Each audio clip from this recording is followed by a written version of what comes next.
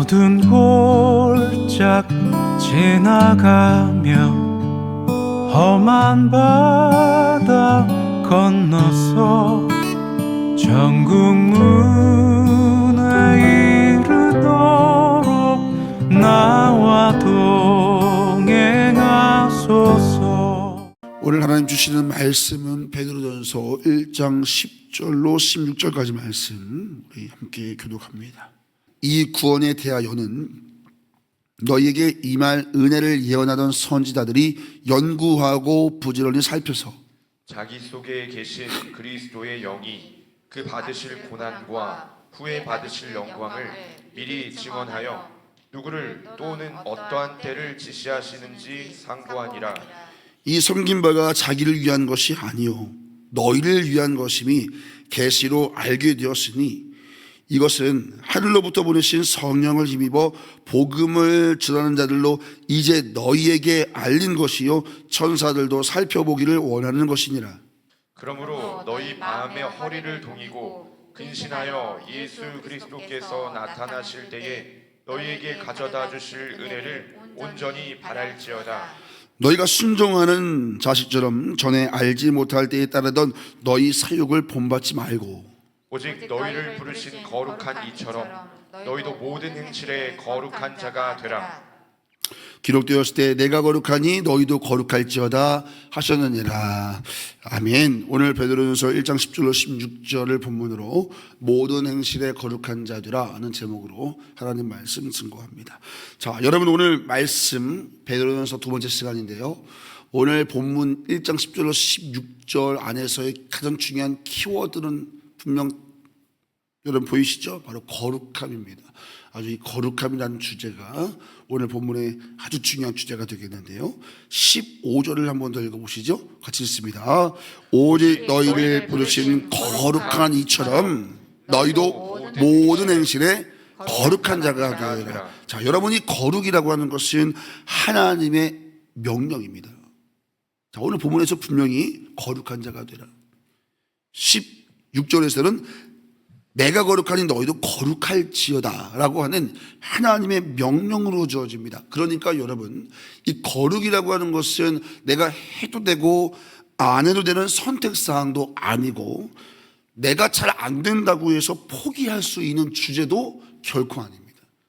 거룩은 하나님이 우리를 부르신 목적이 우리를 구원하신 목적이 바로 거룩함인 줄로 믿습니다.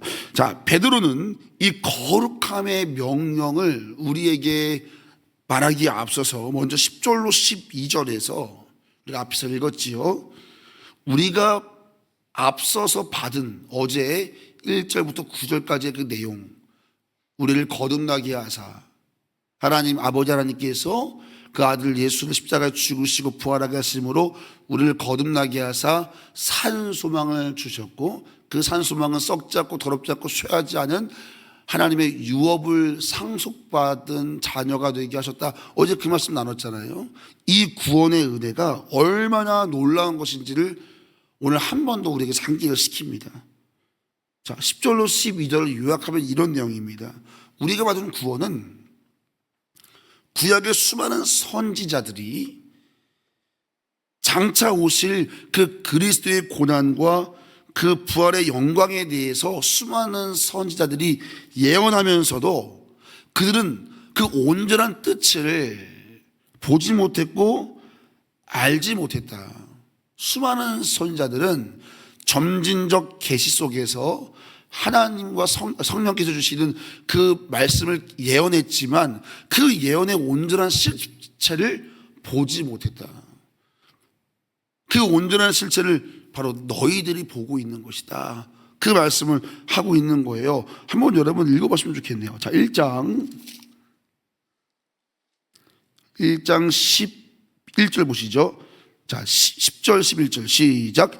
이 구원에 대하여 너희에게 임할 은혜를 예언하던 선지자들이 연구하고 부지런히 살펴봤지만 자기 속에 계신 그리스도의 영이 그 받으실 고난과 후에 받으실 영광을 미리 증언하여 누구를 또는 어떠한 때를 지시하는지를 상고했다, 연구했다. 그런데 12절에 보니까 그 섬긴 바가 자기를 위한 것이 아니요 너희를 위한 것임이 계시로 알게 되었다. 여러분, 구약의 수많은 선지자들이 말씀을 연구하고 예언한 모든 것들은 바로 여러분과 우리 때에 보게 될 예수 그리스도를 말한 것임을 믿으시기를 축원합니다. 자, 그것은 12절 끝에 보니까 누구도 살펴보기를 원했던 것이죠. 천사들조차도 이 비밀을 알고 싶었던 거예요. 그러나 그때는 허락되지 않았던 거예요. 그러나 여러분, 그 비밀의 주인공이 바로 우리가 믿고 있는 이 땅에 오신 예수 그리스도임을 믿으시기를 축원합니다. 우리는 그 은혜를 누리고 있어요.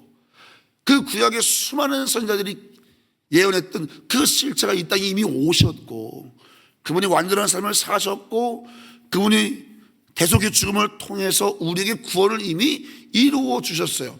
그리고 우리는 그 성령의 시대를 살고 있는 거예요. 그래서 그 예수님을 통하여 우리는 하나님의 상속자가 되었고 산소망을 갖고 있게 되었고 오늘도 하나님 나라의 유업을 얻게 되었다는 거예요. 여러분, 이 은혜가 보통 은혜가 아닙니다.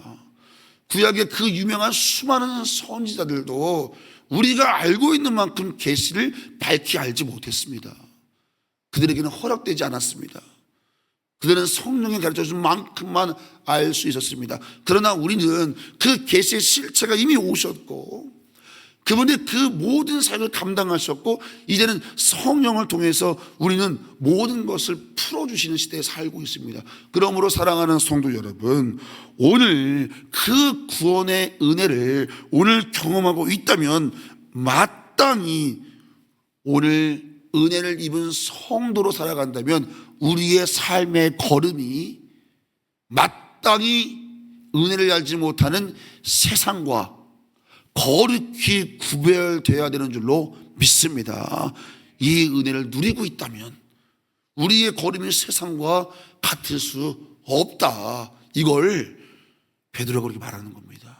그래서 오늘 본문에 보시면은 13절에 12절까지 그 받은 은혜에 대해서 다 얘기한 다음에 천사도 알고 싶었던 것이다. 근데 너희가 그걸 알고 있는 거 아니냐. 그러면서 13절에 뭐라고 시작됩니까? 그러므로 라고 시작하는 거예요. 그러므로. 네. 이제 마땅히 너희가 거룩한 자가 되어야 될 이유가 바로 여기 있는 것이다. 그러므로 이제 너희에게 거룩함을 명령한다. 이런 문맥으로 본문이 풀어지는 것입니다. 자, 여러분 13절 말씀 같이 한번 읽어보죠. 시작. 그러므로 너희 마음의 어리를 동이고 근신하여 예수 그리스도께서 나타나실 때에 너희에게 가져다 주실 은혜를 온전히 바랄지어다. 그 은혜를 온전히 바라는 게 뭐예요? 15절에 가니까 거룩한 자가 되라. 이런 명령으로 이어지는 것입니다. 자, 여러분, 오늘 본문은 우리에게 모든 행실에 거룩한 자가 되라. 그것이 은혜에 마땅한 삶이다 라고 말하고 있는데요, 이 모든 행실에라고 하는 이 15절에서의 말씀은 우리 모든 일상 속에서 우리가 거룩함을 나타내야 한다는 거예요. 마땅히 그 은혜를 가지고 있다면, 그 하나님의 말씀을 이미 알고 있다면 말입니다. 모든 행실이라고 하는 것은 우리의 말과 언어 습관, 또 사람을 대하는 태도, 아무도 보지 않는 곳에서의 마음, 생각, 심지어 우리의 물질을 사용하는 방식까지 구별되어야 된다는 거예요. 그 은혜를 누리고 있다는 말입니다. 우리를 하나님의 자녀로 부르셨다라고 하는 것은 하나님이 이제 우리를 통해서 하나님 자신의 영광을 드러내시겠다는 거예요. 여러분, 이게요, 그런 거 있잖아요. 우리 자녀가 밖에 나가서 상 받으면 부모가 왜 기쁜 거예요? 우리 집안의 얼굴이잖아요. 하나님이 우리를 하나님의 자녀로 상속자로 삼았다라고 하는 것은 단순히 우리에게 썩지 않을 유업만 주신 것이 아니라 이제부터 하나님 자신의 명예와 하나님 자신의 영광을 우리를 통해서 드러내시겠다는 거예요. 여러분과 저를 통해서. 이게 얼마나 영광스러운 부르심이면서 동시에 묵직한 사명인가. 이제부터 구원받은 사람의 삶은 나 자신만을 위한 삶이 될 수 없다라는 거예요. 그래서 거룩함을 명령하시는 거예요. 여러분, 하나님께서 이스라엘 백성들을 구원하시잖아요. 출애굽을 시키신 다음에 하나님이 이스라엘 백성들에게 강한 민족이 되라, 부자가 되라, 이렇게 말씀한 적이 한 번도 없습니다. 하나님은 이스라엘 백성들에게 뭐라 그랬어요? 거룩한 나라가 되라 그랬어요. 나의 소유다, 너희들은 나의 백성이다, 거룩한 백성이다, 왕 같은 제사장 나라다, 나에게 구별되어서 세상 앞에서 나를 드러내고 내게로 인도해야 될 제사장 나라다. 그래서 너희는 거룩하라, 이렇게 말씀했어요. 하나님이 부르신 그 민족을 향해서 너희는 거룩한 나라가 되라. 세상의 기준을 따라가지 말고 나를 바라보고 나를 닮는 민족이 되라. 애굽에서 끄집어내서, 애굽이 세상의 그 당시에는 상징입니다. 애굽을 따라하지 말고 하나님을 따라가는 백성이 되라, 거룩한 백성 되라, 이렇게 말씀했습니다. 여러분, 이스라엘 백성들은 민족 중에서 가장 볼품없는 자들이었어요. 히브리인 야곱의 70명의 가족으로 시작됐습니다. 그들은 땅도 없었고 수요도 많지 않았습니다. 그리고 구애받은 그 땅도, 그 가나안 땅도 열강들 사이에 껴서 사실 이리저리 힘 있는 자들에게 기웃거리는 볼품없는 작은 나라로 살아갈 존재들이었습니다. 그러나 하나님은 이 작고 연약한 민족을 부르셔서 하나님의 명예를 그들에게 맡기셨습니다. 하나님의 명예를 그 작은 민족을 통해서 드러내시겠다고 했어요. 그래서 너희는 거룩해야 된다 말씀한 겁니다. 하나님 당신의 이름의 명예를 그 이스라엘 작은 민족에게 거신 거예요. 하나님의 기대가 얼마나 컸겠어요. 그치요? 네. 너희는 나의 영광을 비춰야 된다. 그들의 거룩함은 하나님의 영광을 증명하는 통로였고, 그들의 타락은 하나님의 명예를 실추시키는 일이었어요. 그래서 하나님께서 이스라엘 백성들의 타락에 민감하게 반응하신 거예요. 하나님의 명예를 그들에게 두셨기 때문에 그래요. 여러분, 오늘 하나님께서 구원받은 우리에게 무엇을 기대하고 계시는가? 잘 살아라, 부자 되라, 높은 명예 가져라, 보다도 더 절대적으로 중요한 것은 나의 명예와 나의 거룩함을 드러낼지어다. 할렐루야. 사랑하는 성도 여러분, 우리를 부르시니까 거룩하신 이처럼 거룩한 자가 되시기를 예수님의 이름으로 축원합니다. 모든 행실에 있어서 말입니다. 우리도 마찬가지입니다. 세상이 교회를 비우는 이 시대에 하나님은 우리에게 요구하십니다. 강한 인생이 되라가 아니라 거룩한 삶이 되라. 우리가 모든 행실에 이 거룩함을 회복할 때에 비로소 세상은 우리 뒤에 계신 위대하신 하나님을 보게 될 것입니다. 그러므로 거룩함은 위대한 부르심일 뿐 아니라 하나님의 명예를 수호하는 우리의 절대적이고 거룩한 사명입니다. 사랑하는 좋은 주께 성도 여러분, 다른 건 몰라도 우리 하나님의 이름의 명예를 위해서 거룩함을 포기하지 마시기를 예수님의 이름으로 축원합니다. 모든 행실에 있어서 하나님의 백성다운 삶을 살아내야 합니다. 안타깝게도 세상은 교회를 두려워하지 않습니다. 기독교는 큰 건물과 많은 사람들과 화려한 프로그램들로 가득하지만, 그러나 세상은 더 이상 교회를 존중하지 않습니다. 우리는 커지고 우리는 많아지고 우리는 화려해졌지만 정작 우리가 가장 지켜내야 될 무엇을 잃어버렸죠? 거룩함을 상실했기 때문입니다. 그래서 우리에게서 하나님께 속한 자들에게 나타나는 거룩함이 보이지 않기 때문에 세상은 더 이상 교회를 존중하거나 교회를 두려워하지 않습니다.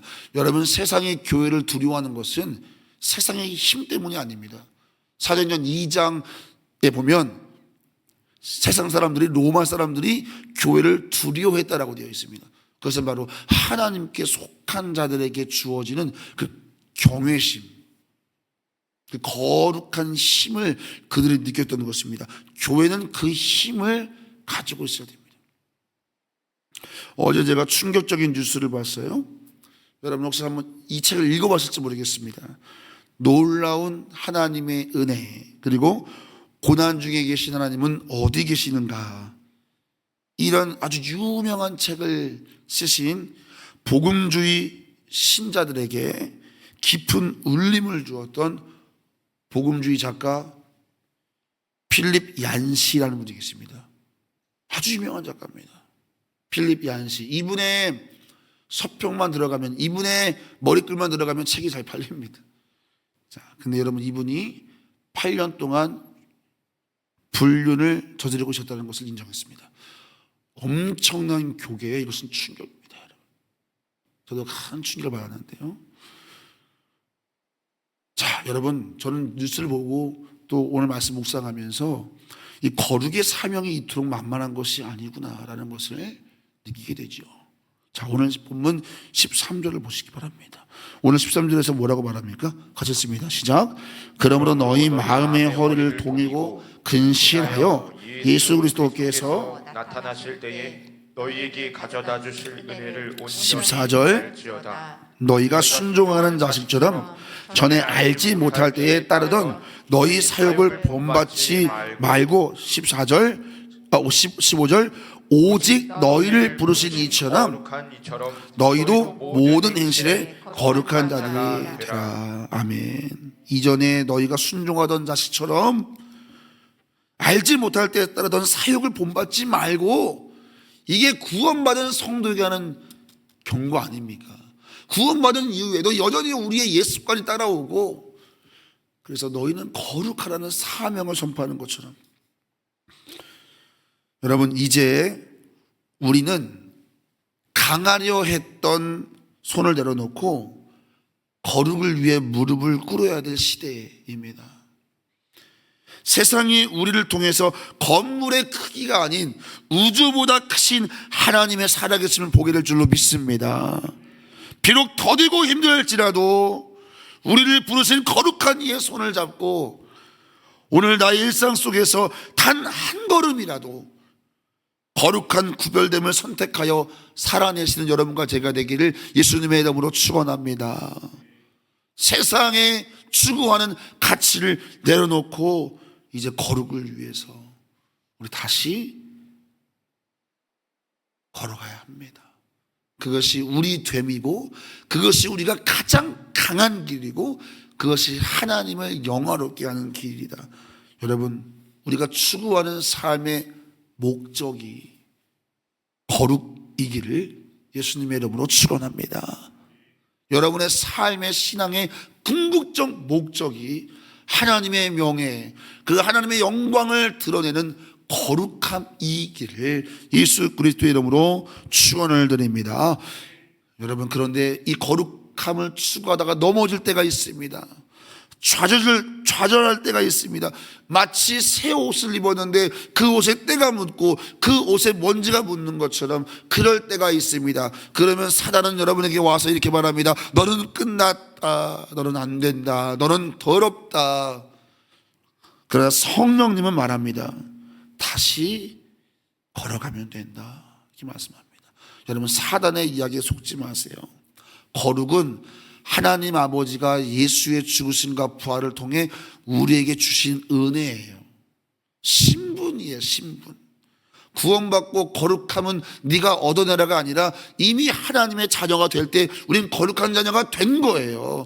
그런데 거룩한 자녀답게 살아가는 건 시간이 걸리고 배움 필요해요. 넘어질 수 있어요. 좌절될 수도 있어요. 그럼에도 불구하고 여러분과 저의 정체성은 하나님의 거룩한 백성인 줄로 믿습니다. 그래서 오늘 본문에서 거룩한 자가 되라 명령하지만 그 앞에 뭐가 전제되어 있어요? 너희를 부르신 이가 거룩한 것처럼, 너희가 하나님의 거룩한 자녀인 것처럼 자녀답게 살라는 거지, 거룩함을 니네가 얻어내라 이런 명령이 아니거든요. 그러면 여러분 오늘 넘어져도 우리 거룩한 자임을 믿으시기를 축원합니다. 그 신분답게 오뚜기처럼 다시 일어나서 여러분의 길을 걸어가기를 원하시는 거예요.